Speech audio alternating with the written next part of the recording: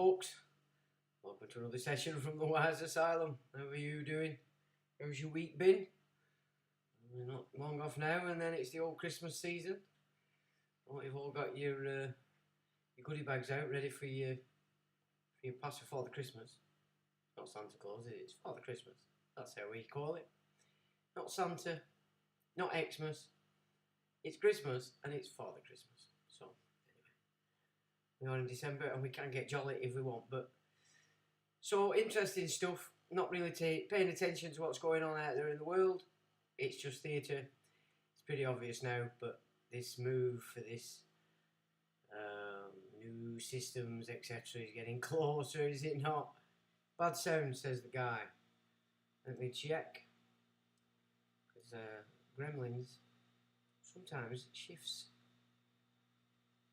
the old. And there we go. How's that? There we go. That should have sorted it. So yeah, not been paying much attention to this week's news. It's just crap. More theatre everywhere, pushing ever forward to this this new system that they want to put in, and they're getting close. I have to say, it's rather worrying. Yeah, I think it. I've turned it up, Paul, so I think we're all right now. Thanks for that. So Paul says good evening and everyone. Slipknot says all right, Sean, and all right, everybody. All right, Slipknot. Nessa, hello Nessa. Hello Paul, Untitled. Hello Sean, Untitled. Oh. Well, that's a good phrase, really. Tip top, good. That's good. So, to be fair, I sort of started sorting this live out early in the week, but then I had to come off it to do some rather good things for a change. So that was my week pretty much ruined. And I have to say, I've come back to it today, and what I'd set up, 2 of the documents are missing. And they're quite important as well. So I've tried to find them, but without success. But I'm not sure whether I can get to them off sort of the things I've already got up. But basically, I just want to expand on what we ate last week, which is this the Dangoul family. It's rather worrying when you start to have a look at the size of this monster that they're operating for. It's quite worrying, but not only that, the very fund that they were backing with big money. Looking again, they've been into everything just before it all launched in 2020, so you can get my drift on that. So these people were well prepared before, which means they could only set themselves up to capitalise on everything that's gone on. So whatever they are, it's big, very big. It's definitely operating in accordance with this shift into the no-hide. That there's no doubt, which we saw when we looked at the meaning to the Exilarch, which is the title that were picked up again by this family. Probably never left there, just went into hiding, but it's not good. It really isn't good, and it just gets worse as you open things up with this. So I thought we'd just hopefully bring it to a bit of a conclusion for this stage, because it'll be important that we've covered this maybe in the new year. I don't know, but there's a reason why I can't stop looking into this, so it's going to probably be quite important in the future. So, View says evening all. Oxford, Cambridge, smart city, not good. Well, I mean, what they've done there, they've just telegraphed it there. They want to see what kind of reaction they're getting. See how they put it on to 2024.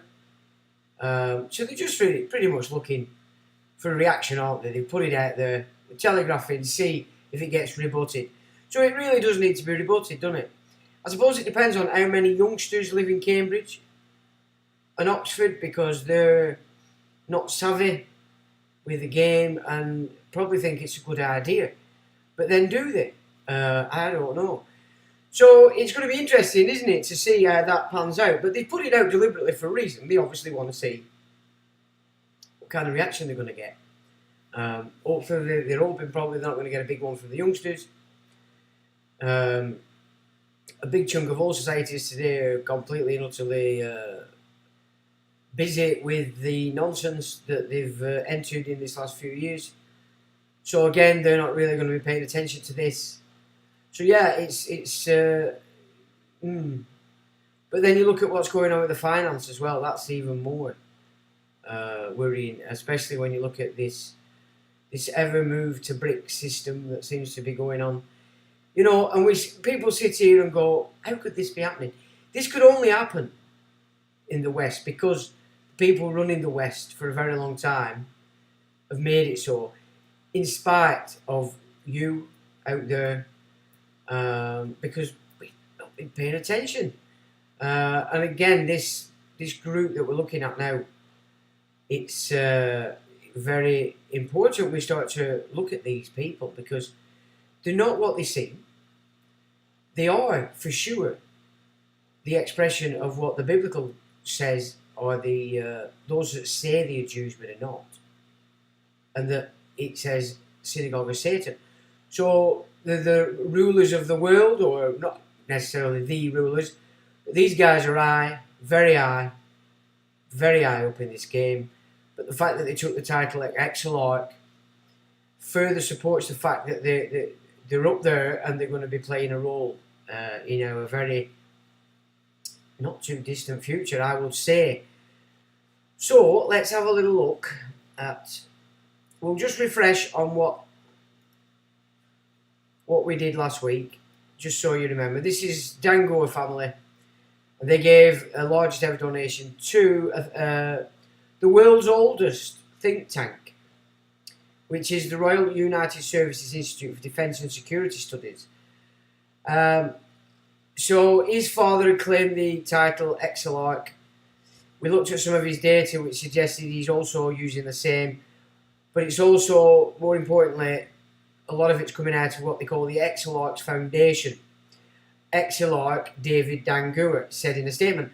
So, yeah, could be a bit double-edged, but that does suggest that he's also David's claiming that title to himself as well, or it wouldn't have needed to be mentioned twice in that sentence. So, we can pretty much say from that, they're letting us know this is the family that claimed the role or the title of Exilarch, which, just a reminder, it's the chief of the Babylonian Jews after the destruction of the temple and until the 10th century.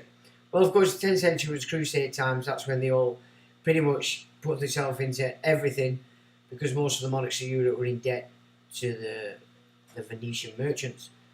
And it says the term applied by Greeks to the head of a community of Jews in the diaspora. So, Babylonian Jews. So they're not Jews of the Levant.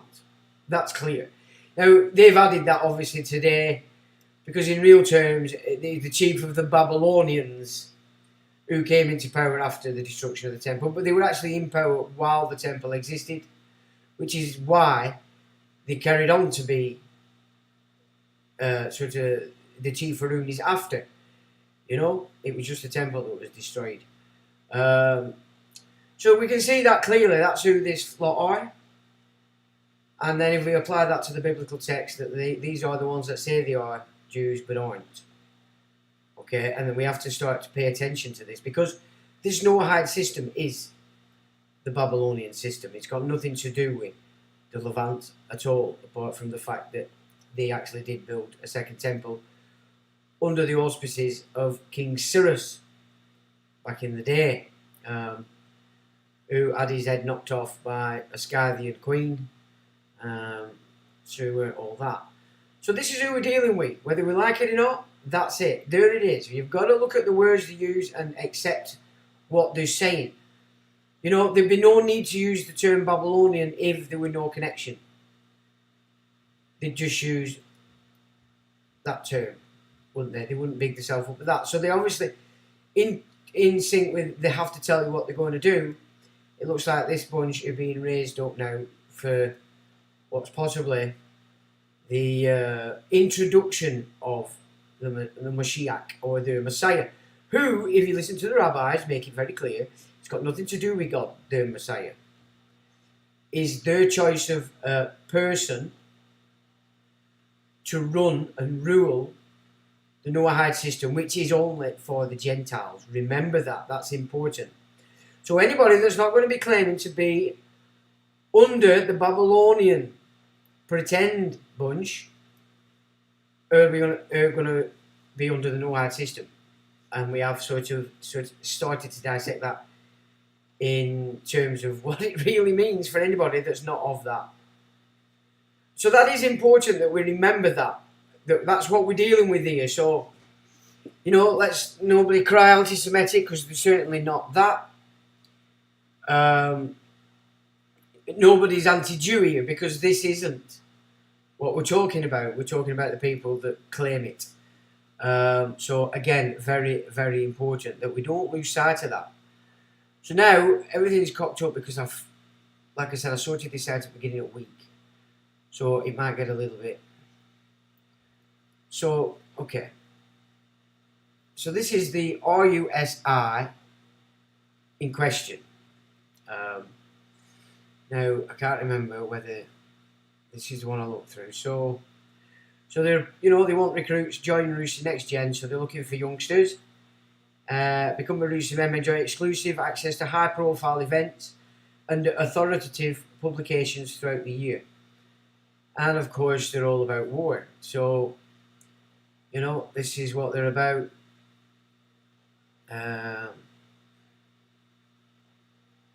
Ukraine's winter. So, yeah, they're thinking it. They're thinking that. Rusi Annual Security Lecture 2022 with Sir Jeremy Fleming, Director of GCHQ.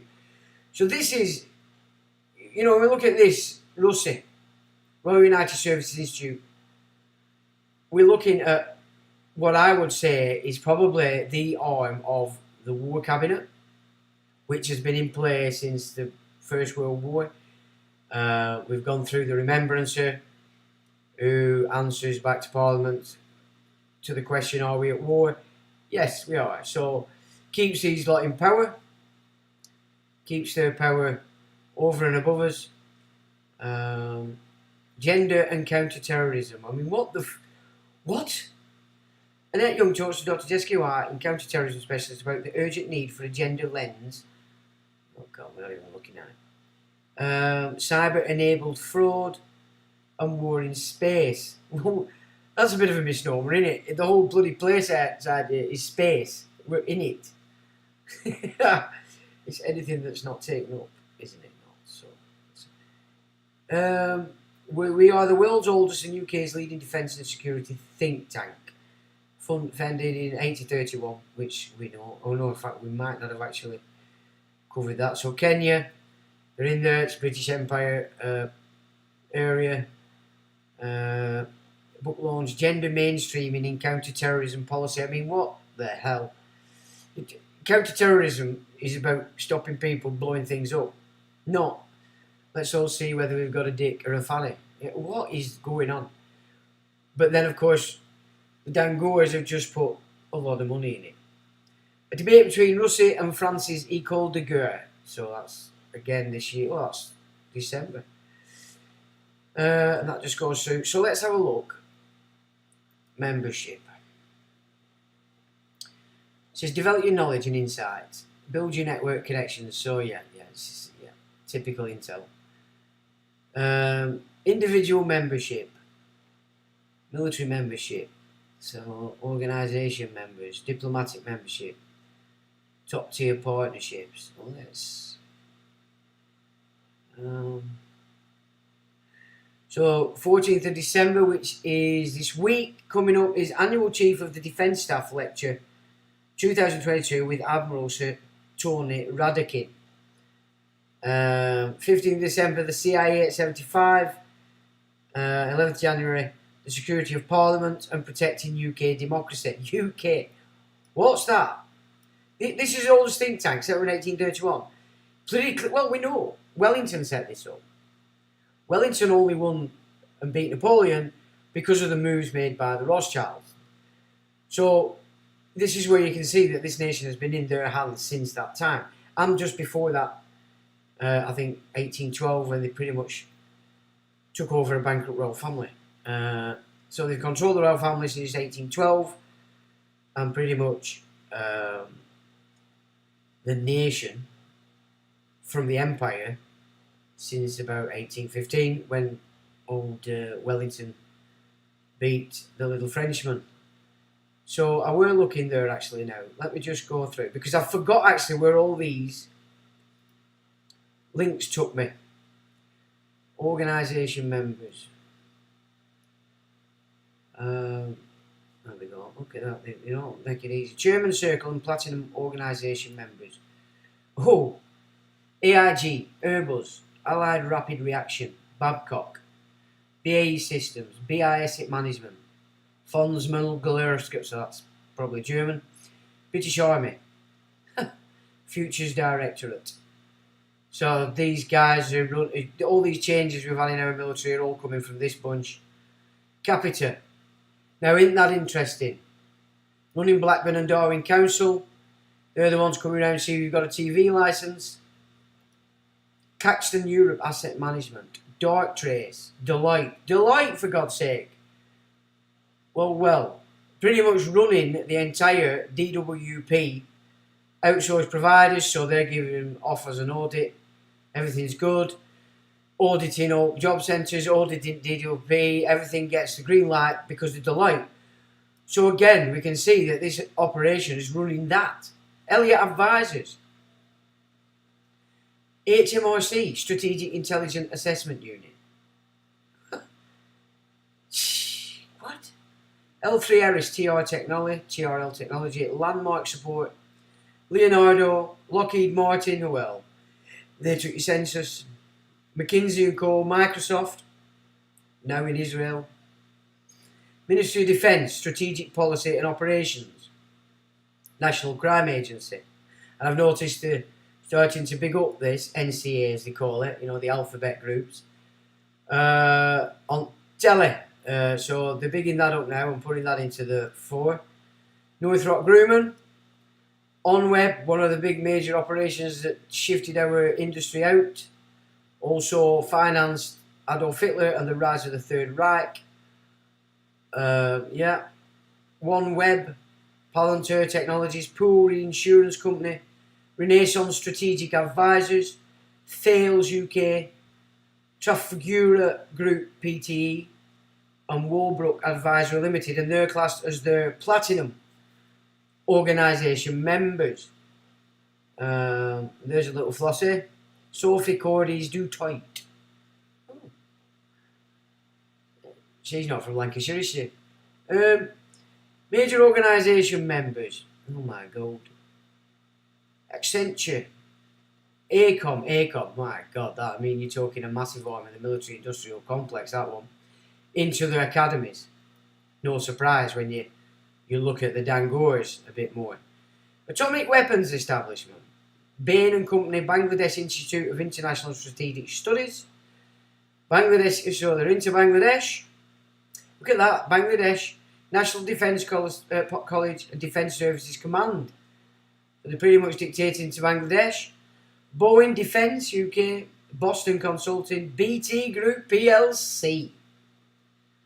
Yep, old friend of mine, we're married to a BT engineer many moons ago. Gone to a yearly event, and it was full of American military top brass who seemed to know more about my old colleague than she knew about herself. Chevron Products, Costain, CQS, CT Solutions, DSTL, Defence and Security Accelerator, DXC Technology, Elbit Systems, Esri UK Financial Conduct Authority. They've even got that in the bag. Foreign Commonwealth and Developments Office. Yeah, interstate. This is Whitehall. This is what we talk about when we say Parliament has no power anymore. It just issues up policy. It's Whitehall where all the power and authorities, especially, were given that these people were there for donkey's years. So Fraser Nash, Fujitsu Defense, General Dynamics, Geolect, GKN, HQ British Forces Cyprus, Krulco, Leidos, Lloyds Banking Group, Chief Resilience and Security Office. So they're into banks. So banking systems are getting the dictate for this bunch. It's all military.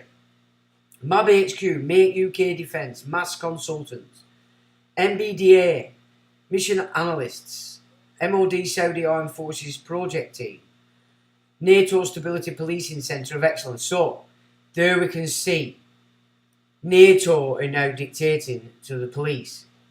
They're not constabularies anymore, they're claiming it, but the policy enforcers for NATO. Newton Europe, OV Europe and Partners, PwC, so that's PricewaterhouseCoopers, which is also Deloitte, they interconnect. Quinitech, my God, ain't that a massive. Raytheon, another big military industrial into the academies. Rebellion Defence, Rolls-Royce, Roden Technologies, Royal Air Force Protection Centre, Royal Navy Strategic Studies Centre, Saab, Scottish Government, Defence Security Cyber Division, Serco, Shell International, Sopra Steria Limited. And these are not classed as the Uber partners. Shell, Sopra, Spirit, Standing Joint Force Headquarters, Thomson Reuters, Rothschilds, UK Strategic Command, Command Force Development, Viasat UK, standard organisations. I mean, just look at that. Australian Strategic Policy, AUL Maxwell Air Force Base, UK Defence Solutions, ADS Group, Cabinet Office. Can you see? We're getting there. And they're all under the cover of foundations. So you can't see what they're doing. Command and Control Research Programme, Coventry University, House of Commons Library. So they're even like Carnegie's done for all these years. They're telling you what you can read in the library. Improbable. Information Technology Science Centre, International Committee of the Red Cross, the traffickers. You know, you have a disaster, in they go. Traffic everybody out and traffic in all the medications. And everybody that go in them tents are going to be medically analysed, shotted up to ill, blah, blah, blah, because they have a duty of care, even though they're supposed to be a charity. King's College London. We went through that, didn't we, before when we were looking at PESCO and how they'd removed King's College London in relation to how we taught all our medical staff how they had to behave in the hospitals, which kept it all working very well. Korea Institute for Defence, Metropolitan Police Service. There you go, Cressida Dick. Now we can see where she really. We're checking her orders. Ministry of Home Affairs, Singapore, Morgan Stanley, Malaysia Defence, National Security Team, HM Treasury. So that's where they're nicking all your money, putting it aside so they can keep running the government and the systems when if they're successful at shutting it all down. Your councils are collecting, I think I'm council, it's either 20 or 30 million they've got to one side, of your money for their use. And what we're seeing what they're doing, shutting your businesses. You know what I mean? So what they did in that time, it was ridiculous that they did that. But then it's not. This is what's telling them what to do. NHK Japan Broadcasting, Oliver Wayman, Oxfam, another trafficker system in this, global catastrophe management systems. Oxfam, Red Cross, they're all in there. Pathway Risk Management, Pedmore, Pfizer. So there you go. Any problems you've had with Pfizer? Tied in with this bunch. Prospect Union, Canada, Public Safety Canada, Royal College of Defence Studies, Secure Cloud Swedish Defence, Material Administration, Doverton Trust. Now the Doverton Trust stands above the Trussell Trust. The Trussell Trust is controlling all the food banks.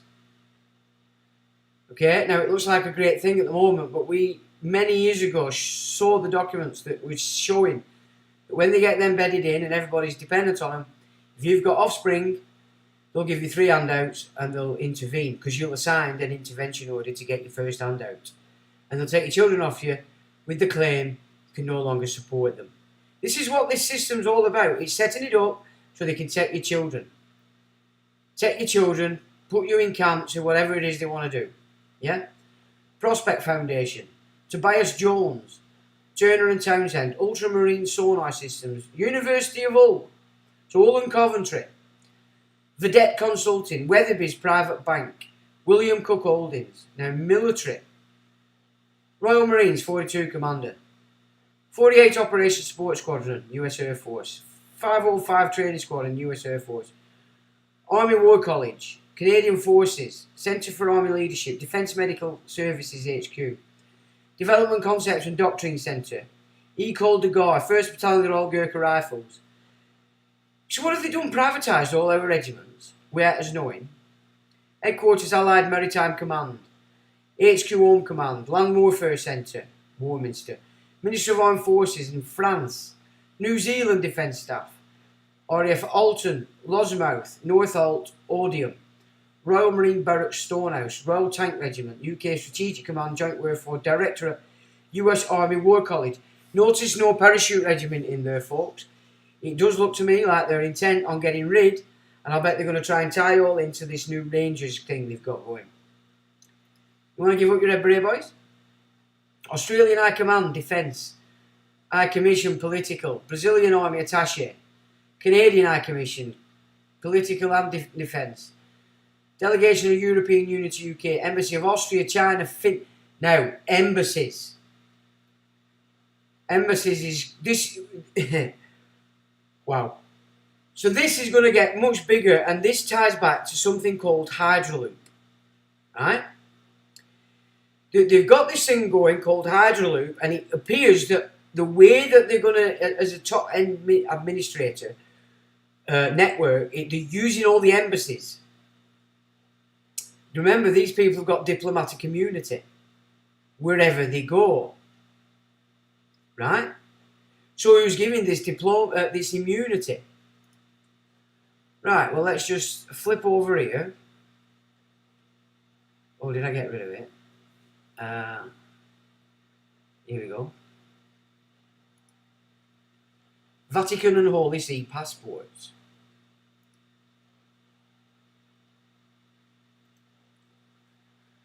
It says a Vatican passport is a passport issued by the Holy See or by a Vatican City State. The state can issue normal passports for its citizens. The Holy See, legal status of the Holy See, issues personal, diplomatic and service passports. Of the approximately 800 residents of Vatican City, over 450 have Vatican citizenship. These include approximately 135 Swiss guards, and about the same number of citizens of the state live in various countries, chiefly in the diplomatic service of the Holy See. Okay. The Vatican City State law on citizenship, resides and access, which was promulgated on 22nd of February 2011, classifies citizens in 3 categories. Cardinals are residents in Vatican City or in Rome, diplomats of the Holy See, and persons not residing in Vatican City because of their office or service. Only for the 3rd category is an actual grant of citizenship required.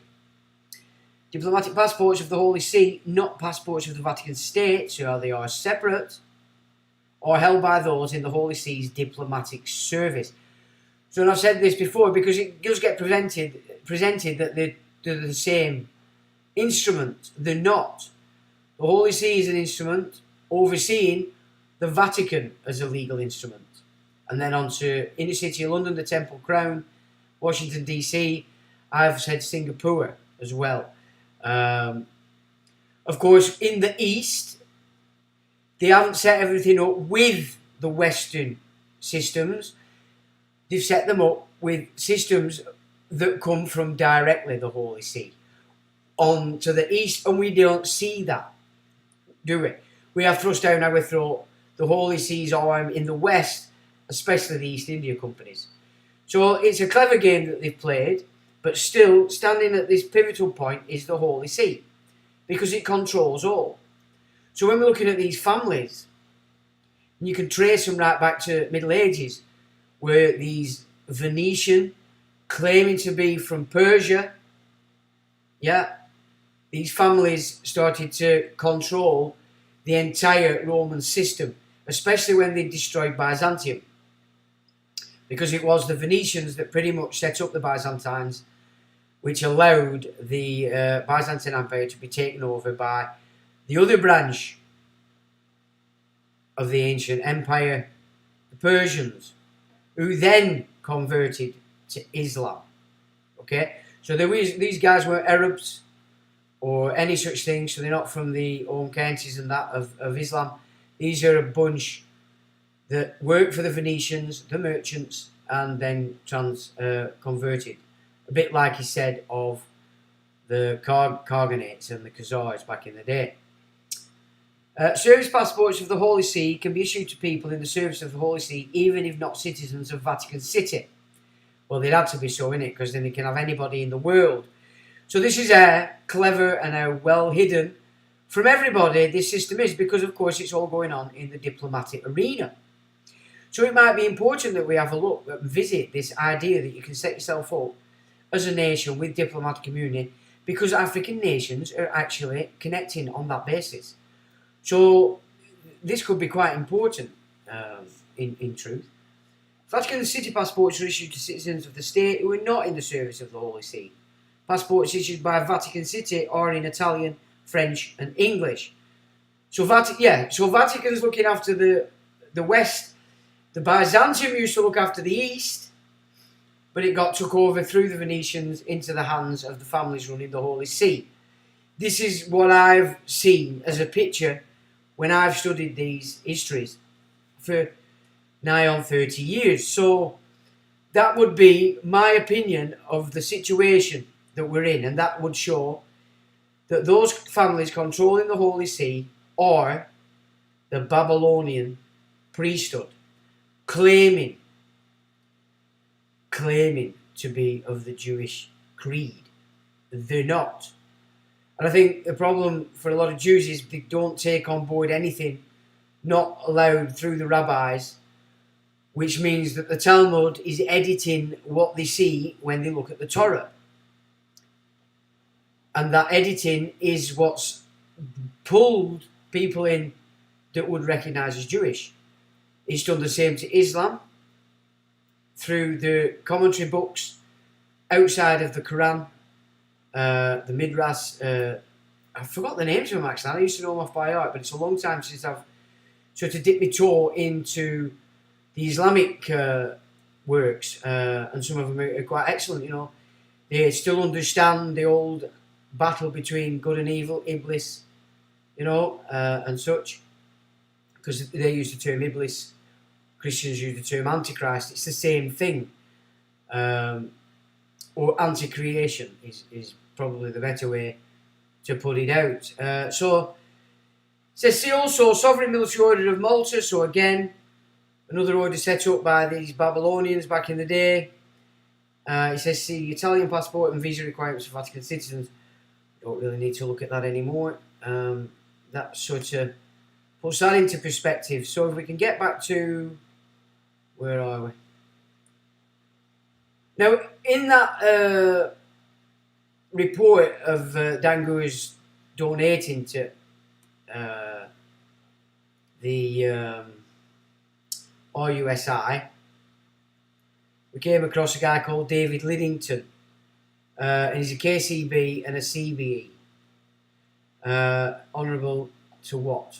Well, honour in truth, does it not actually mean in the law, this system, rather than what we think it means?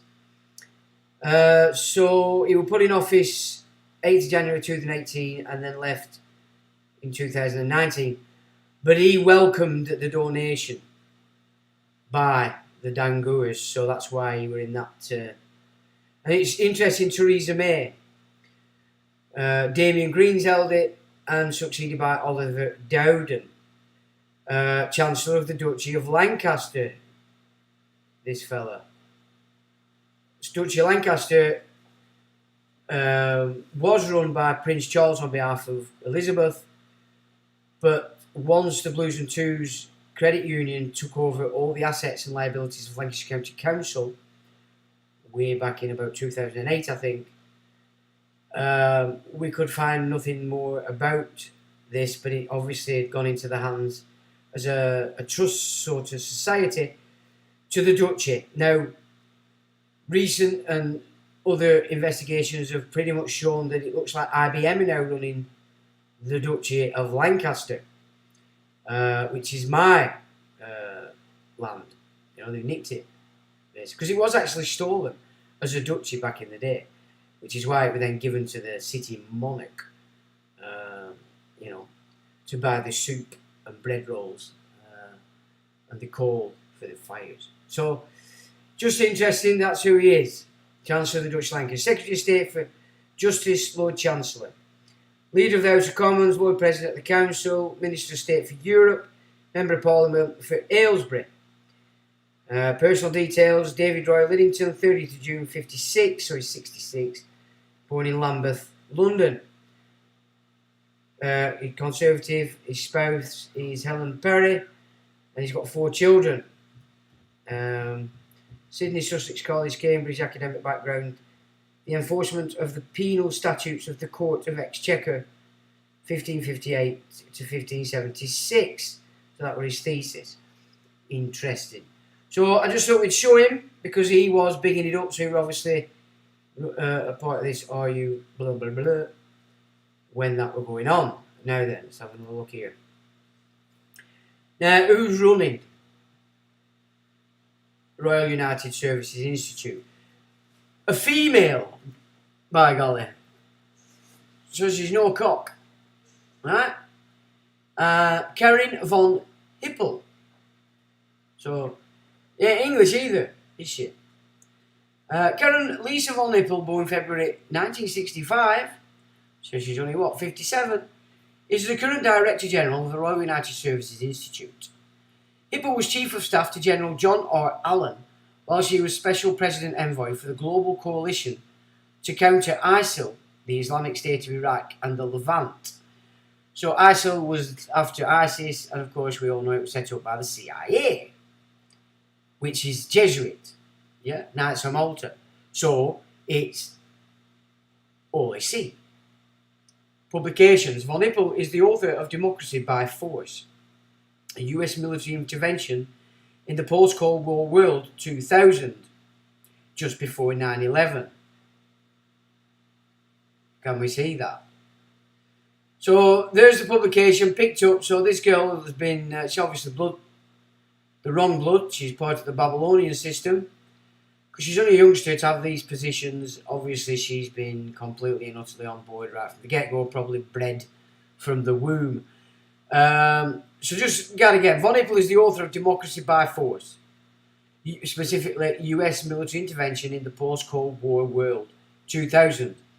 And you're telling me they didn't already know that 9/11 were coming? You damn right they did, because it's the implementation of the Patriot Act and the Civil Contingencies Act, the Resilience Act, all these nonsense garbage that I found in power back in the day when they were using schools to test drills to see how parents reacted when you were told you couldn't have your children after school. So there we go. She's a big girl and she is running the Royal United Services Institute that the Dangoers love greatly. She holds a PhD from the London School of Economics and an MSc from Oxford University and a BA from Yale School of Bones. This girl's a big girlie. So I think we had problems when I came to look through some of these references. So she was big on Palestine Solidarity Campaign. Let's see if we can get on it. They wouldn't let me on these before, or they came up 404. It's not going to let us open it. I think that might be one of the documents that has gone missing. They would come up and they were blank, saying that they can't get them anymore. So I think I probably shouldn't have done this earlier in the week. They've had a look, perhaps. So that's not opening. World Economic Forum. So this is another little Kissinger bitch. World Economic Forum. Okay, Karen von Hippel. There she is. I won't get bigger. BA Yale University, MSc Oxford University, PhD London School of Economics. Worked for the United Nations and the European Union in Somalia and Kosovo. Well. Direct experience in over 24 conflict zones. Former Senior Research Fellow, Centre for Defence Studies, King's College London. Co-directed the Post-Conflict Reconstruction Project Centre for Strategic and International Studies, Washington, D.C. Why is a non-Briton looking like she's big in the United States running our oldest military think tank? Well, it gets a bit worse in a bit, so you might get to see why that is.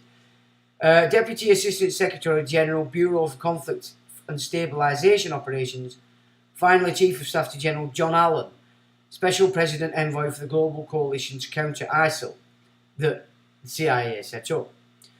30 November 2015, became Director General of the Royal United Services Institute, so she's been in here since 2015. And that has been a military applied attack since 2020. That World Economic Forum bitch has made sure it goes ahead full steam.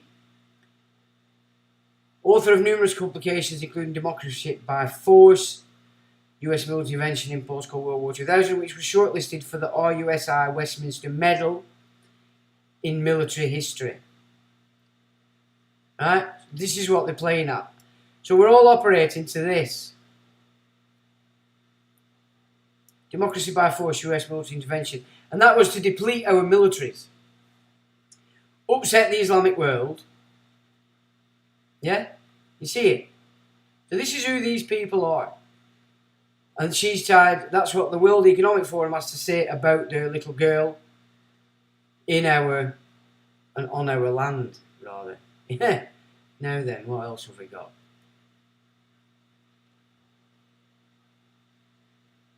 We've got that twice, haven't we? Oh, I'll read it. Now, when you hit the Chatham House off wiki, it comes up 404, so they don't want you looking at it. And again, on the other link off that wiki, on a Russie piece, it's not found, so they don't want you to see that either. So there were 2 pages that we can't see, but 2 documents I had up have completely disappeared, and I tried all day. I can't access them. So this is a bit of history about it. Formation 1831, 191 years ago. Founder Arthur Wellesley, 1st Duke of Wellington. It's an international security and defence think tank, non-profit organisation, so you won't get to find out anything that they don't want you to know. Headquarters, Westminster, London, United Kingdom. Remember, Westminster, again, is its own landmass and jurisdiction, separate even to the inner city. It's its own jurisdiction. And you ever go into Westminster Cathedral, it's just full of warmongering inbreds, and it's quite scary when you look at these stone carvings they've got of all these people. They are freaky people. Not surprising. So that's brief on the Riley Service Institute. Registers Royal Service Institute for Defence Security Studies and formerly the Royal United Services Institute for Defence Studies. It's a British defence and security think tank. It was founded in 1831, Duke of Wellington. Current president, blah, blah, blah. The current president of Russia is the Duke of Kent. Well, he's the head of English Freemasonry, you're right. Right, so now you've got Windsor puppet in there. What's Charles doing? He's hiding up in Scotland. While he's not his real son, he starts to play his game set up by Elizabeth in order that they can demolish our monarchical system on these islands completely. That's the intention. That's what they want to do. And young Ginger Minge over there and his little wench are moving to do that. of course, they want everybody to go, oh, it's disgusting, and everybody rally to a flag. The British Empire flag, not England or Scotland. You know, this imperial thing. Fair in 1831, making it blah, blah, blah, blah, blah. And its mission was to study naval and military science. Duke Wellington spearheaded the establishment in a letter to Colburn's United Services Journal, arguing that the United Service Museum should be formed, managed entirely by naval and military officers and under patronage of the monarch, then King George IV, and the commanders-in-chief of the armed forces. Such an institution will prove that the two professions have entered the list of science and are ready to contend for honours, tam artibus quam armis, as much though the arts as through weapons. Remember, we're on silent weapons for quiet wars. That's this shit they're putting up everywhere while you're not paying attention. Subsequently, Commander Henry Downes' Royal Navy assembled a group with a view to forming a committee for action to King George I's ADC was commanded to convey. His Majesty, to which King George's first ADC was, the fourth, commanded to convey His Majesty's gracious and approbation of the undertaking and of the principles on which it is proposed to conduct it, which were stated to be suitable for a strictly scientific and professional society and not a club. The death of the King delayed matters, and the Duke of Clarence expressed his readiness to become a patron, so, encouraged by a powerful support of the Duke of Wellington, the first aide-de-camp, Sir Herbert Taylor, resubmitted the project to William IV, the former Duke of Clarence, and was able to assure the committee that it could proceed under His Majesty's Grace's auspices. And remember, this is Wellington. Wellington were in underneath the Rothschilds. 25th June 1831, the committee met. The chair was taken by Major General Sir Howard Douglas, in his person a symbol of the United Service, a soldier who was the leading expert on naval gunnery.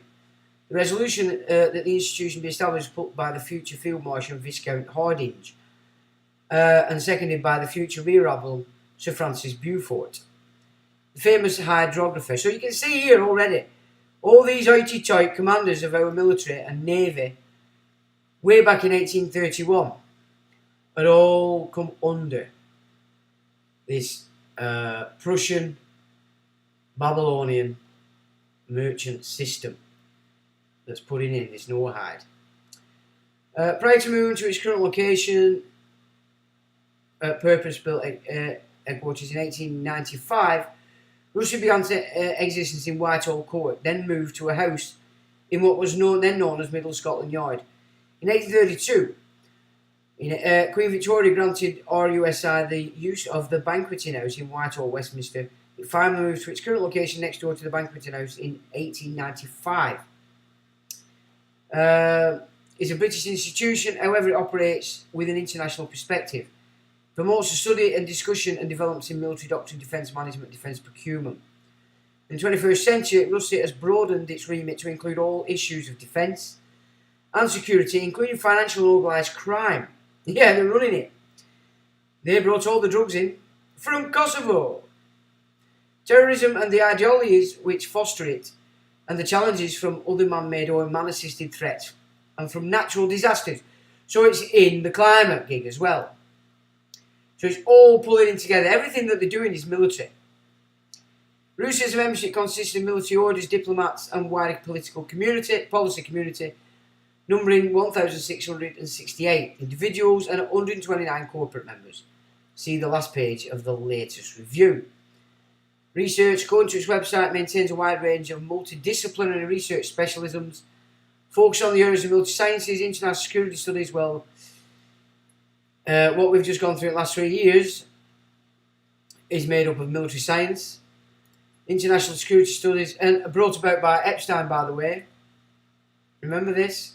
So Robert Maxwell, then to Lex Wexner, and fronted by Ghislaine Maxwell and Jeffrey Epstein. So the system's still ongoing, doesn't matter. Ghislaine and Jeffrey living it up somewhere on an island, carrying on the naughty stuff. Terrorism and conflict, nuclear proliferation, financial crime and organised crime, In April 2020, Russia released a report urging the UK's intelligence agencies to step up their use of artificial intelligence in order to keep pace with adversaries who seek to exploit new technologies to attack Britain. Yeah, and these networks is the ones that give our adversaries our tech. So it's going on through these foundations because nobody can find out what they're doing. Analysis. Russia experts are often called on to provide analysis and commentary on the leading defence and security issues of the day. In addition, Russia.org hosts timely analysis of the defence and security issues of the day. Content is drawn from its publication and briefings from its researchers. Philip Hammond there, a picture, speaking at the Royal United Service Institute in 15. It organises lectures, seminars and conferences with members and wider defence and international security community. So it attracts statesmen and policymakers. I'll bet it does. It's like a Bilderberg group for military, isn't it? It has a publication, the Rusi Journal, recognition, 2008 and 2020. Russia was named Think Tank of the Year by Prospect magazine, which is a monthly British general interest magazine specialising in politics, economics, current affairs, and they cover Britain, European and US politics, social issues, art, literature, cinema, science, the media, history, philosophy and psychology. 2008-2011, the magazine named Rusi Foreign Policy Think Tank of the Year. So obviously Prospect is probably controlled by another branch of this, and it bigs itself up. Like Deloitte and PricewaterhouseCoopers audit all their own and give them shining lights. And in 2008, Russia was shortlisted in the economic and financial, as well as the international affairs categories. So RRRA, Royal Institute in National Affairs, Chatham House, which we can't get in. A report about this on Chatham House. So we know now they're tied to Tavistock. Royal Institute for International Affairs means round table, means Committee 300, means Kissinger again. Recognition, we've done that. Governance, Russia gets its funding from individual members as well as corporate members. So it's serving private and corporate, and it's telling our nation what to do, which includes major corporations from numerous countries. We're not allowed to hand over this nation to any foreign entity. That's Magna Carta. Russia is governed, which they celebrated its 800th celebration in 2015, while they were busy undermining it through Russia. Russia is governed by a council comprising vice presidents, trustees and an advisory council. Members serve for a 3-year term. So who's the beneficiaries? That's what we never get to know. Who was settler? Who were the grantor? Who's the beneficiaries? Director General Karen von Hippel. Deputy Director General Professor Malcolm Chalmers. Vice Chairman Sir John Schuyler. He was headed MI5, who were at MI6. Chairman Sir David Lidington. So he's still there. President Field Marshal. I didn't know he was a Field Marshal. The Duke of Kent, head of British English Freemasonry. Now gets interesting. Senior Vice President General David Petraeus, US Army.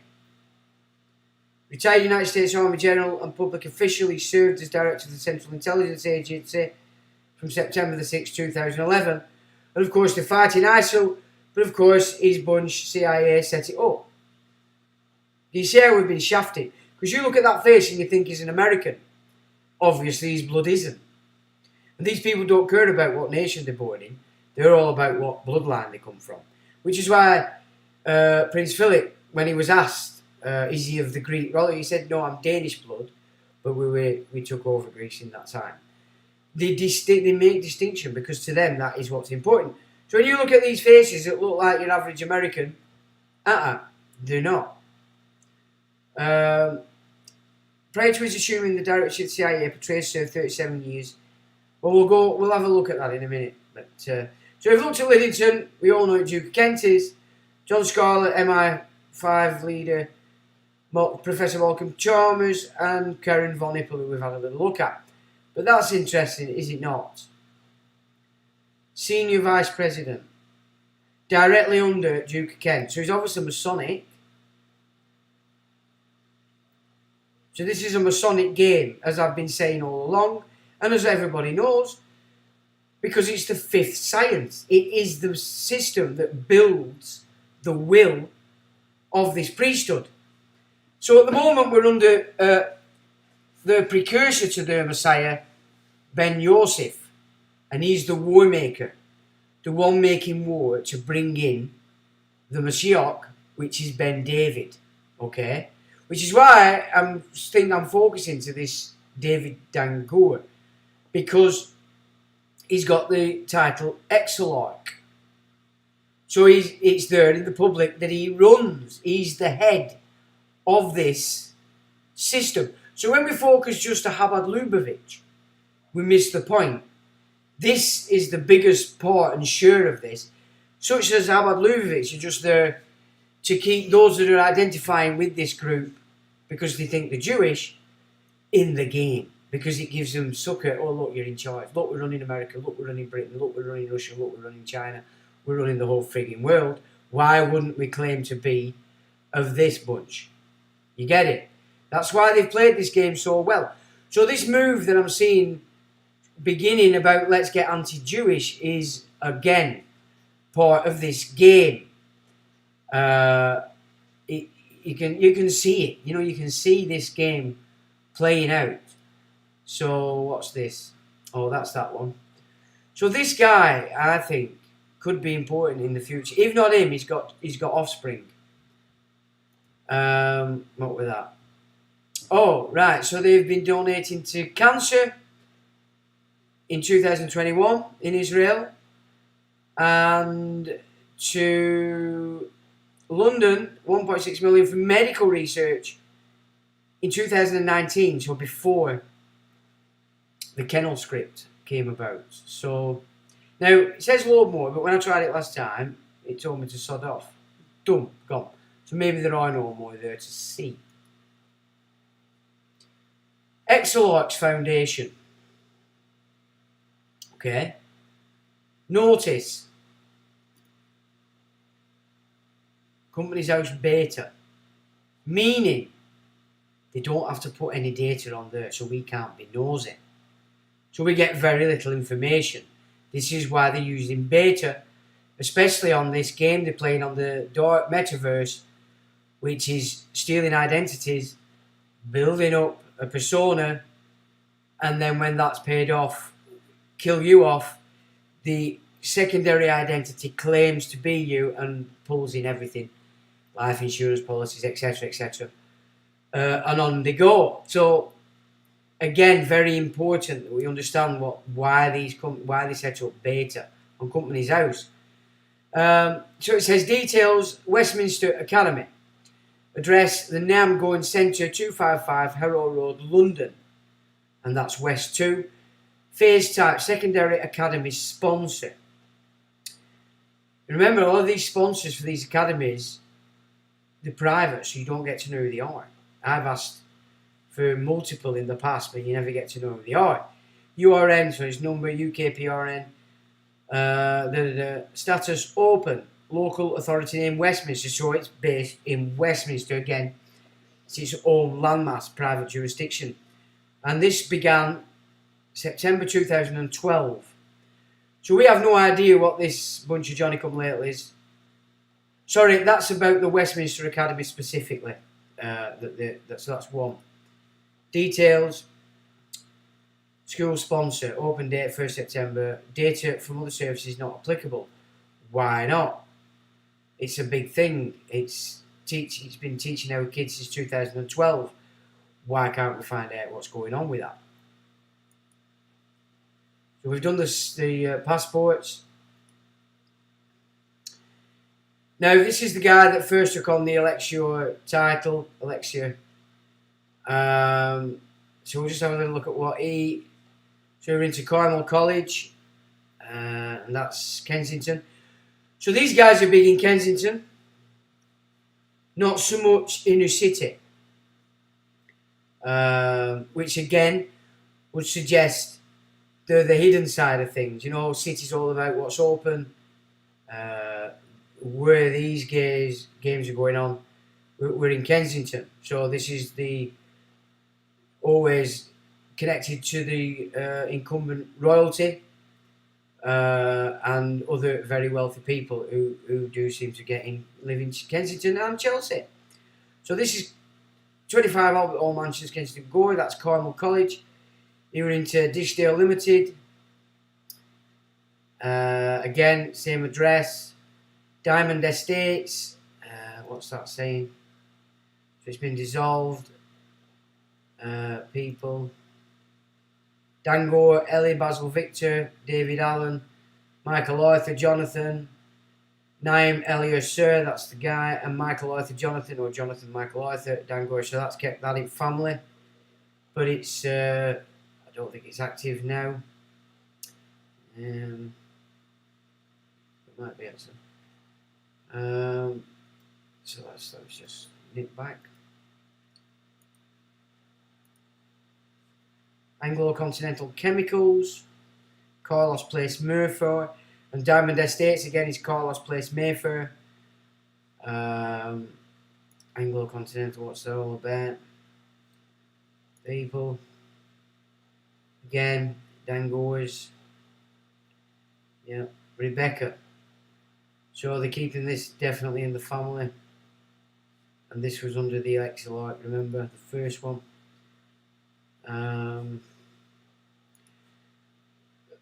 Monopro, and that's Albert Mansions again, Kensington, Mayfair, Berkeley Court Investments, Standard Securities, Monopro, Neil Grange Limited. So that guy was busy. And the Exilarch Foundation itself, building networks across development NGOs, yet non-governmental organisations, but yet they're running, dictating terms. To our governments, you know what I'm saying? Look at 2017 at 6 million, 2019 slight decline, and then 2019, yeah, so here 14 million. So they made a lot of money, this foundation, under this kennel script. Cash terms, no, not showing as much different. And what can we find out about this? Exilarch Foundation works in Israel and United States. In the UK, the Exilarch Foundation works in London. Registered office E12. The charity is established to carry out charitable objects in any part of the world within the legal meaning of the term at the absolute discretion of the trustees. Alright, so of course the trustees are operating for the beneficiaries, which is the Dangor. Charity base. Can't be found. So, you don't want us to know. Charity commission.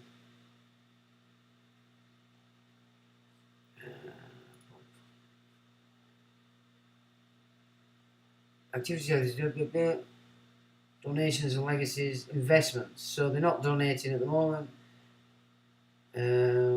Raising funds. They're raising funds. Charitable activity 6.26. Well, okay. Or income rather. Sorry. 440.3 investment gain. Blah blah blah blah. Employees with total benefits over 6,000. No employees have total benefits over 60k for this charity. Trading trustees, yeah, trustee. Information available. One or more trustees are also directors of the subsidiaries. Okay. Governance. Trusts, no other names recognised by HMRC for gift aid, conflicting interests, investment risk management, land and property. This charity owns and or leases land and property. Now then, because they're private, so they'll be using this, won't they? Clever. What now? We are general charitable purposes. Charity overview. We've done that. Trustees.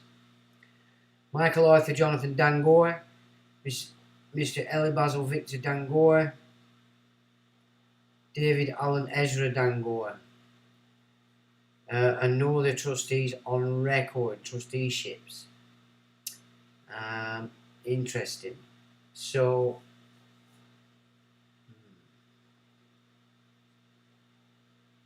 financial instrument.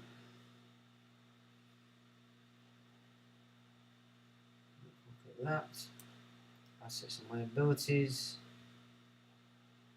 Own use assets. Total liabilities. Defined benefit pension scheme or asset liabilities. Long-term investments. Yeah, I'll bet. Go no hide. That's when they're going to pay. That's payday for these boys when they get that in. To apply income towards such general purposes determined by the trustees. Trust date is 2nd of April 1978. So this was set up in 1978. The area the charity can operate in is set in its governing document. Okay. And Exilarch Foundation, Carlos Place, London. There's its telephone number. Okay.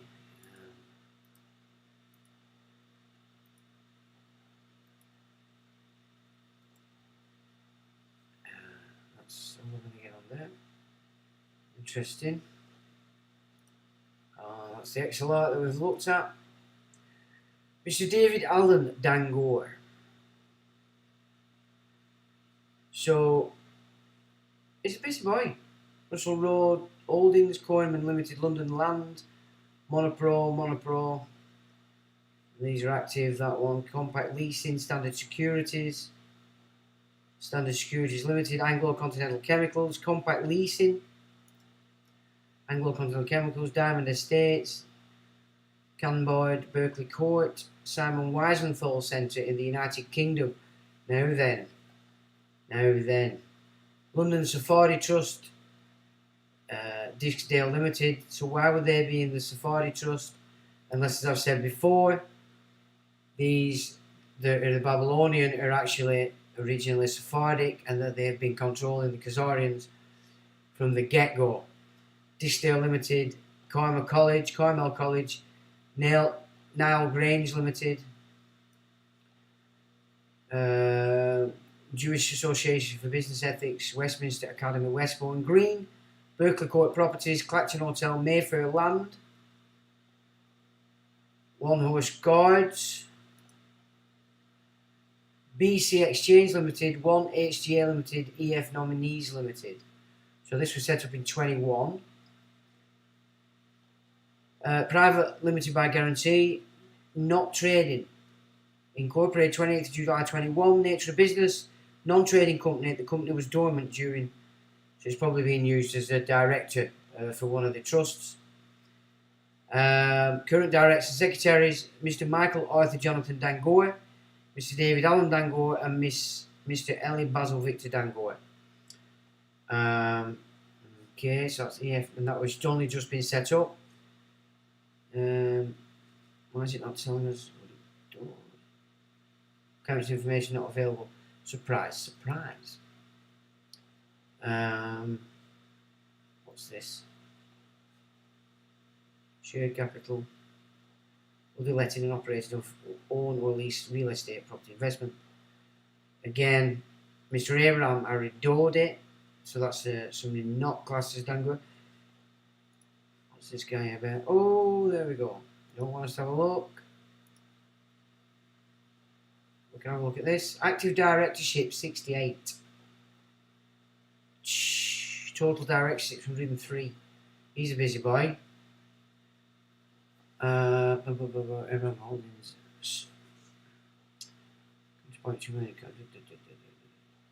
Total compromises of 78 million. Total net worth of 69 million. So Abraham already done November 63, nationalised in British. Interesting. So if we go back to 1, what have we got? Anything set? So these are stripping out what's active. Now this is active, Monopro. Letting and operating of all land. So again, it's land. Dangor.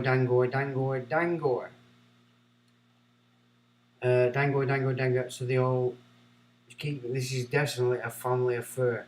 These guys are big. These guys are a lot bigger than we think. And because they're investing in RUSI, we can assume, without a question, that what the RUSI is doing is in line with this family. Yeah, and we have to keep in mind, the warring's been done now. They're just going to try and dismantle the West. And they've rebuilt it all in the East via the Holy See, so we didn't get to see it. It's very clever stuff. Just take that right there because I don't want to lose it. Name Eladrin Dangul. So this is the guy that picked it up, the title. So we get a bit more. Disdale Limited, that's active. And this is Nature Business Support Service Activities, Holding and Investment Property. Incorporated in 1988, and there are active accounts filed on this one. Current directors: Dangor, Mr. Michael Sophia, Mr. Robert Philip Dangor. Previous Elias Menshaw Sophia, Michael Arthur, William Simon Fattle, and Shanaim Elia Dangor. So who's this fella?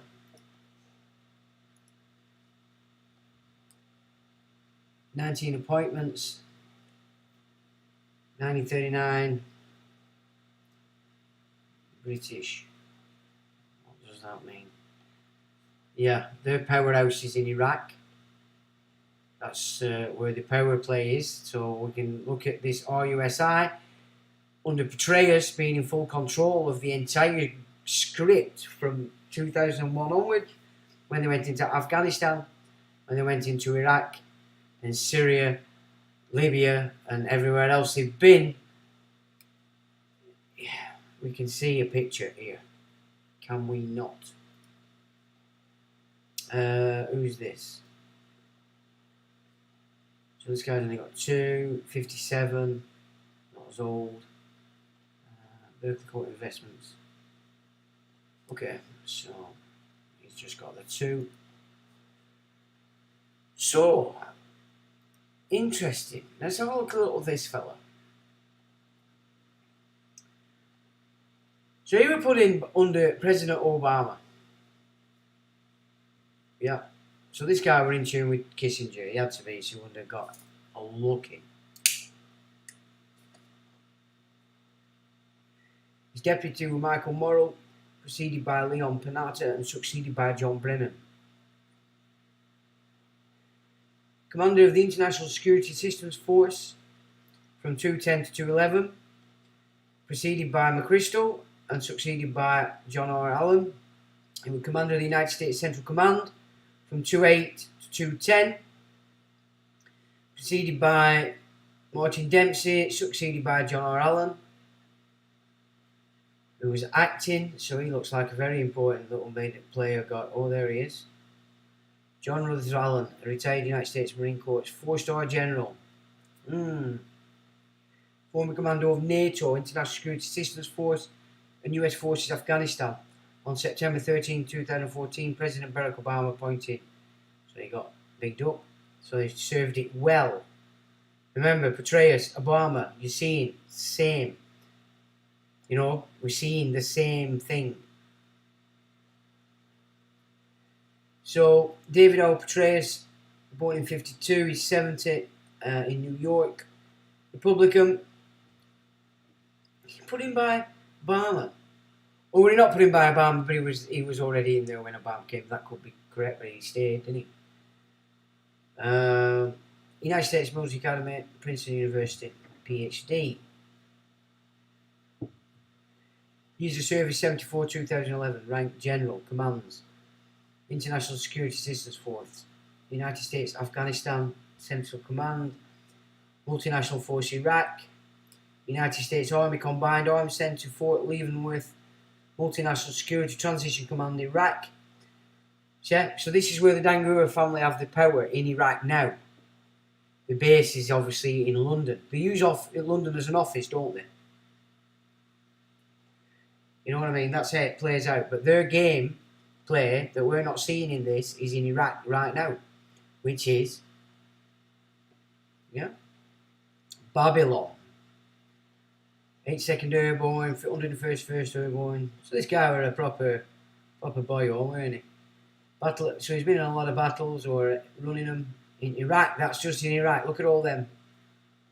That's a lot of battles just in Iraq. So yeah, we're looking at the right people here. So no wonder he's vice president, right under Duke of Kent, chief Freemason of the York Rite. Awards, he's always been given plenty of stickers. Lad's got stickers and trophies. Yeah, exciting. So we'll just run through this first part of him because it just goes into great detail there and makes him look even worse.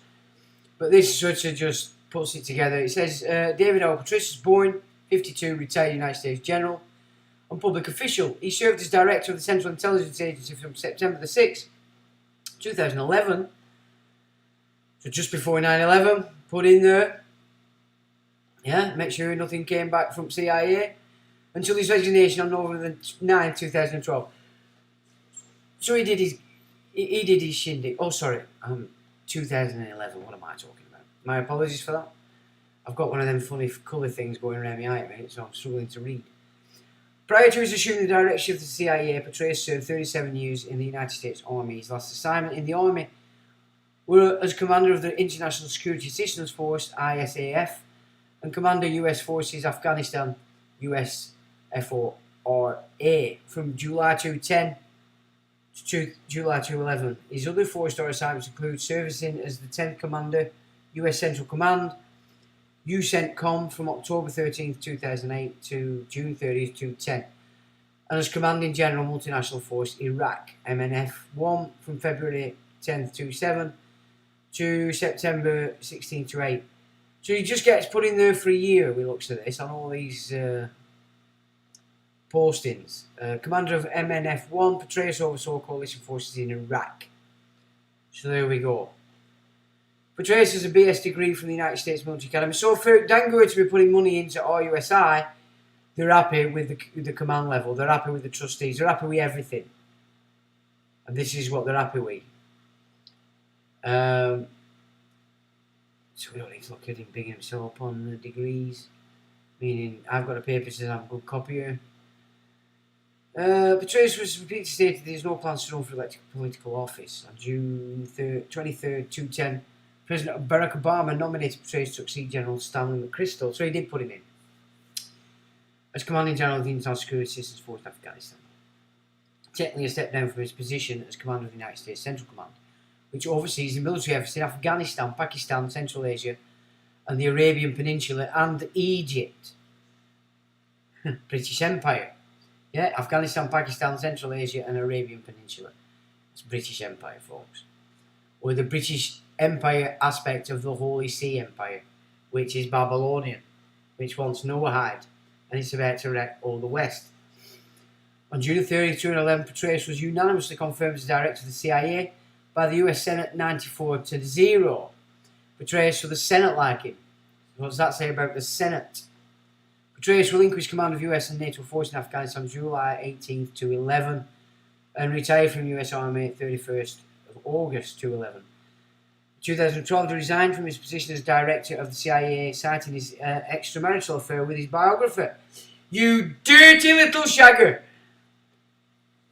Where am I? With his biographer, Paula Broadwell. Paula, you bad un. Which was reportedly discovered in the course of an FBI investigation. Oh dear. In January 2015, an official report of the FBI and Justice Department prosecutors recommended bringing felony charges against Petraeus for allegedly providing classified information to Broadwell while serving as Director of the CIA. Eventually, Petraeus pleaded guilty to one misdemeanor charge of mishandling classified information.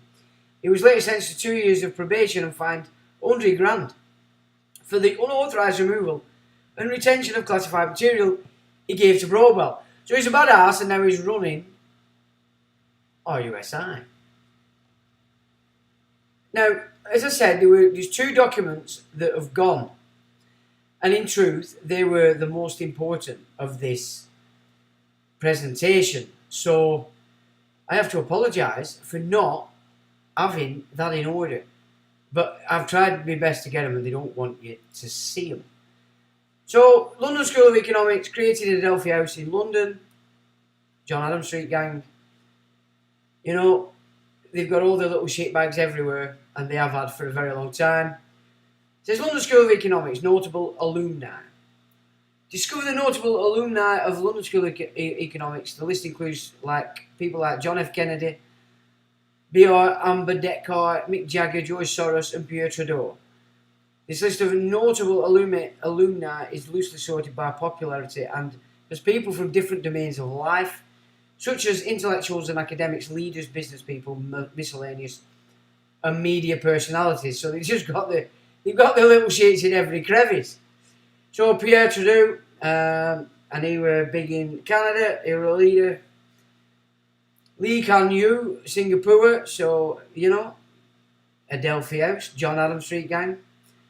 Kwame Nkrumah, and he's over in Nicrofull, wherever that might be, and I haven't got a clue, but it looks like somewhere in Africa to me.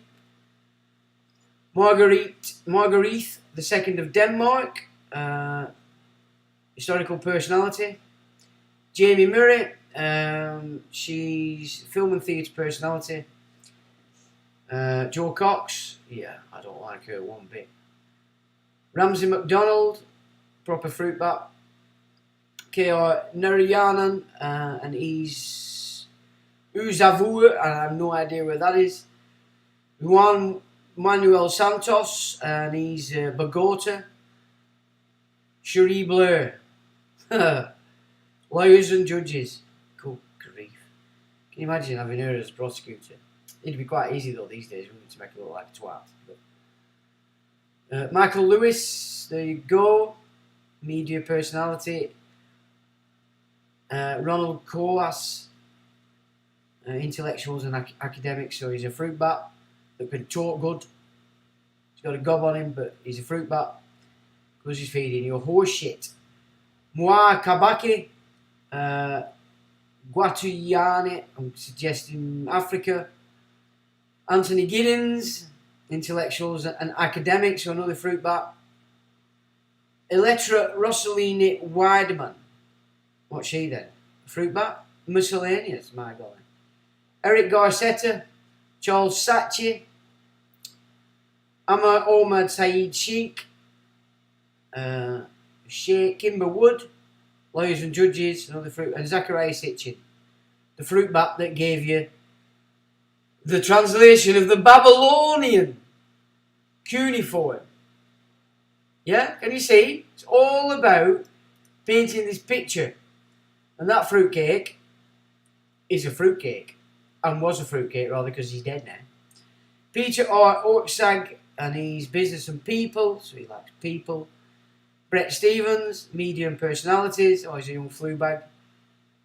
Romano Prodi, Scandiano. John Atta Mills, Tarqua, and that's Ghana. Oscar Arias Sanchez, and he's Costa Rica. Leonard Hirschwitz, Moscow. Thomas Maseru, and he's lawyers and judges again. Hilla Liman, Gold Coast and Ghana. Ralph Dehrendorf, Hamburg, Germany. Leo Rosten, Poland. Look at them, all these leaders that have turned a nation to the will of this lot. Kamasisi Mara, and that's Fiji. Leopold Kohr, intellectual, another fruit bat, we can talk good. Sebastian Kulzik, business people. Oh, I know Sebastian. Oh, he's a Scorpio. How amazing. Why are you putting sun signs up? What's going on there? Is that for fruit bat generation? Robert Mackenzie, Canada, intellectuals and academics, so he's another fruit bat talking bollocks. Merlin Rees, a leader in Wales, so he's got all you Welsh boys. Stop shagging them sheep boys and get into politics. We're going to go independent, don't do all English. Said it a bit more Indian, that didn't it, actually? Never mind. Hortonese powder maker. Oh. Intellectual, another fruit bat. A female fruit bat. Well, a woman fruit bat, rather. Mark Hampton. Miscellaneous. Indianapolis. So God knows what he's up to. Louis Nehmer. another fruit bat talking bollocks. Xavier De Maistre, musician. Donald Soper, miscellaneous. What's that mean? Wissam Almana, business and people. So that's another little fruit bat. Ella Winter, activists. Oh, activists, Melbourne. She's ugly, so you don't want to see her. Richard Pankhurst, miscellaneous. Kim Sang-man, media personalities, South Korea. Shaleka Maheta, miscellaneous in Mumbai, so she's causing nonsense over there. The highly reputed London School needs no introduction. It was earlier affiliated to the University of London in the early 1900s, but recently the institution became autonomous. As the name suggests, it's favoured among students who want to pursue degrees in economics and political science. The London School of Economics has often appeared in the list of top 10 institutions in the world that offer courses in social sciences, so that's programming. According to the 2015-16 report, more than 10,000 students had enrolled at the institution for undergraduate as well as postgraduate courses. Apart from offering education of exceptional quality, the London School of Economics is also reputed for its notable alumni, most of whom have been immensely successful in their endeavours. Well, of course, up the slippery snake tree you go, including Mick Big Lips, Hungarian-American investor George Soros, or Kissinger bitch, British First Lady Cherie Blair, and American business honcho David the Rockefeller, who is, of course, another Kissinger bitch, or was. Yeah, or a few eminent former students at this esteemed institution. Many music lovers were surprised that the legendary Big Lips is an alumnus of the London School of Economics. Why? If you get into what he was doing with Tuesday Weld, you start to realise that this guy is very high up in the satanic cult of how to control all you nut jobs out there through entertainment. You know about that? So Jagger, the co-founder of the popular band Rolling Stones, was felicitated with a knighthood in 2003 for his contribution to music. George Soros is recognised as one of the world's most successful investors, and his net worth is estimated to be up to 50 to 25 billion. Yep, and he's a super lefty boy, isn't he? Scroll below to find a list of noteworthy celebrities. Well, it doesn't let me scroll, so we can't. So, the two documents in question actually are the ones that were quite important. So my apologies there for not being able to get that together, but I'm not, unfortunately, because I couldn't. I can only do so much. Now I have to transition that, and all is well. Now I know that might be a bit boring data and such like, but in coming to pulling together this new ideas, who's running it, who's cocking it up, but what faces in our systems are actually implementing this is important, is it not? So let's have a look. Oh, you've not. Have you been listening? Have you actually been listening? I was football, Leon. You've not said much. So looking forward to a very interesting topic, says Untitled. I hope that were interesting enough, but it should have been interestinger. There's two documents there that are no longer available. So we might have to revisit this again. In fact, we might expand it as I learn more, because I'm pretty sure following this we're going to learn something. Evening says, I'm Gamanic, hello. Aside from the Messiah, peace and grace, Brother Sean fan. Well, thank you very much. Upit claps his hands.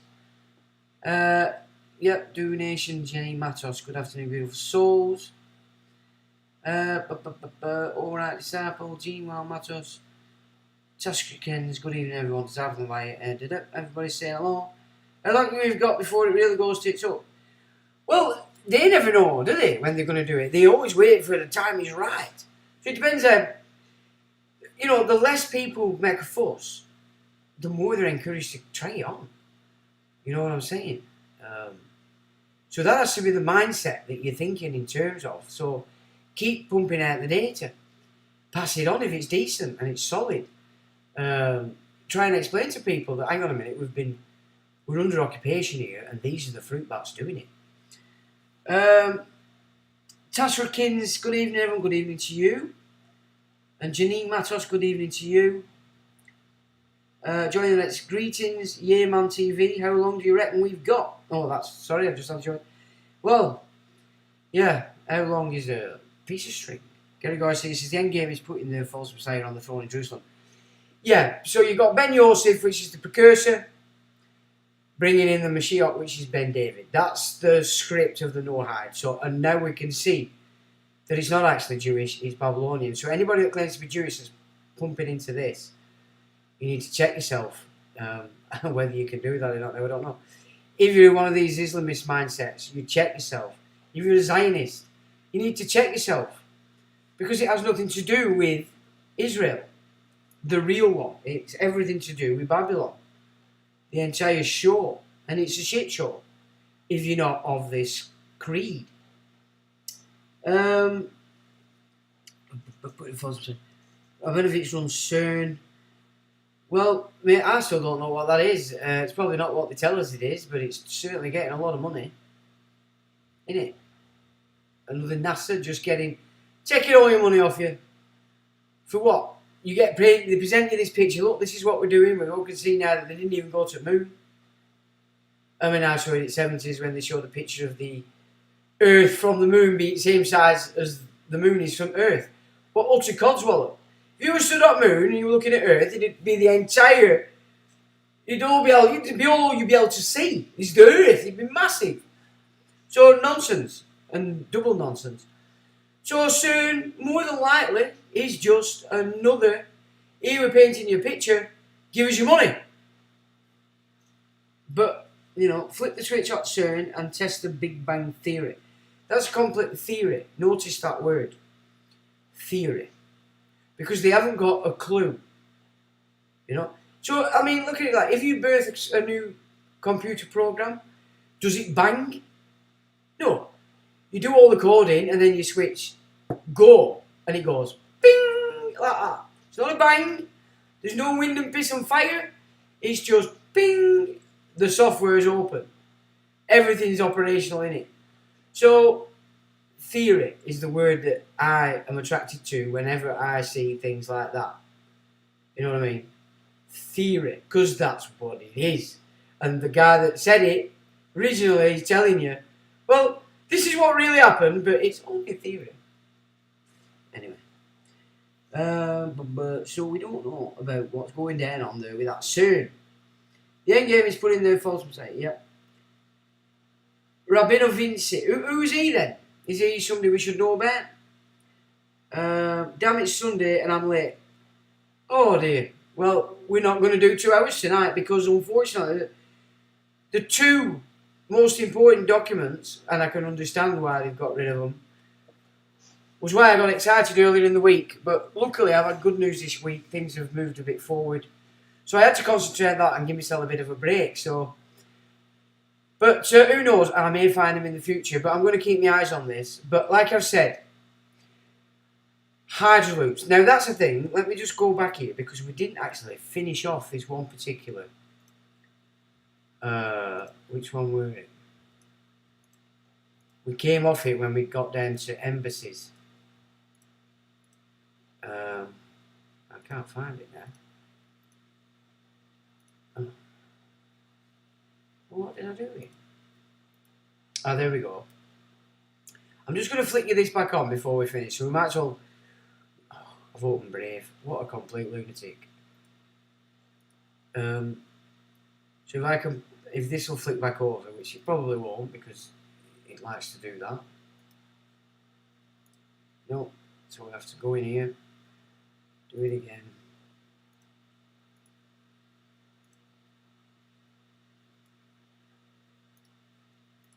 Now it has. So we might as well just finish this off because I don't know what they were anything. So we went off onto a tangent at this point when it was showing all these embassies. Because this is what this hydro loop system is made of. And so when you get into that slightly, you're looking at Dolores Carhill, people like this. A lot of these people that you're holding up as being on your side are connected to this hydro loop system. More to come. Oh, so we haven't really finished. I can show you, they're in Pakistan, they're in India, Italy, Saudi Arabia, New Zealand, Qatar, Danish embassy, Norwegian and embassy. So these guys, this Hydra loop. So I think what we're looking at now is just bringing us into a position where we can better understand this Hydra loop when we start to get into this. So that's join the next gen, because we didn't actually finish it off, did we? Our purpose, see what drives us. We can guess what drives you, mate. It's Babylon. And we don't like it. We don't like you, Babylon. So, away you go with it, you big bums. We don't want you. You Babylon. We don't want Babylon on England, do we? Let's be honest about it. We don't want it. So Hydra loop, that's the one. So that's going to take some serious looking at, chaps. But you heard it here first. Remember that. I hope that, because I haven't prepared anything else, I'm going to hopefully do some cool peppers, because we've missed that for quite a while. But we have had some pretty exciting data to play with. Have we not? So, and I've been tinkling on the old keyboards to try to just put together a little Christmas ditty. So, now, that's the thing as well. I think Christmas Day, is it on a Sunday? Or summer? I don't know. Would you want me to do a live stream on your Christmas Day? Probably not. Why would you want my ugly face in your house on Christmas Day? So, depending on what the feedback is, I may let you off on Christmas Day and make the one before the last one for the season. But you never know, I might get excited, I might find something interesting and be bursting to put it out. I have also thought as well, there's some of the subjects I come across quite often, I get lost in them and then I never do them. So I thought I might just do impromptu lives in the new year. And they might be short, it's just on specific. So if that's the case, we'll probably be dependent on you getting notifications. Although I can announce it kinda first, so maybe I'll have to get into that a bit and do that. So yeah, and the little helpers of Hydra Loop, don't forget, of course. And people are going to be very surprised which faces you hold in high regard are actually players for this new Noah Hide system via the embassy side of it, being pulled into this operation called Hydra Loops. So Cos says we should have a Christmas Day live stream. Should I get pissed? Now, I don't even know what I'm like pissed. It's that long since I've been pissed, but now that might be funny. So we might have to delete it straight after if it gets a bit daft. But I have thought about I might have a piss up and do a live stream just to see if it's funny or not for crap. But anyway, I don't know. So with that, ladies and gentlemen, I'm going to say today, as is the usual case, and we've got new images because I couldn't get my other images back in place. I'm going to have to look at that again and get that correct. But I've learned a little bit more about Streamlabs this week. Hopefully we might be able to make it a little bit of a better experience. And we'll see how it goes. So with that, ladies and gentlemen, I'll say thanks for joining. I hope you have a good week. And yeah, that's it. On more snow. Why not? Till the next time.